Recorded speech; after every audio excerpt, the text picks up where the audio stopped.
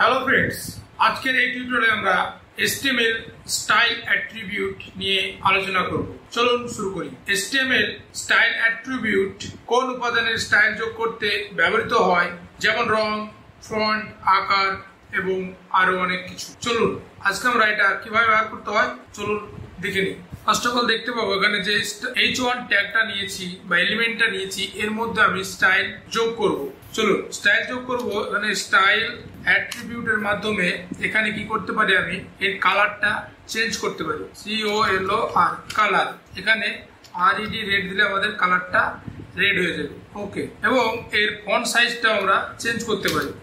FONT font, SIZD font size, এখানে যদি আমি 60 দিই, 60px, তাহলে আমাদের 60px হয়ে যাবে, একটু বড় সাইজের হয়ে যাবে। ওকে, এখানে আমি এর ব্যাকগ্রাউন্ড কালারটাও চেঞ্জ করতে পারি। ওকে, ফন্ট দিতে পারি, এখানে ফন্ট ফ্যামিলি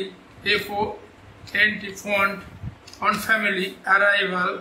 ওকে, এর ফন্ট স্টাইলটাও চেঞ্জ হয়ে যাবে। ওকে, এখানে ব্যাকগ্রাউন্ড কালার এর আমি GREEN গ্রিন করে দিতে পারলাম।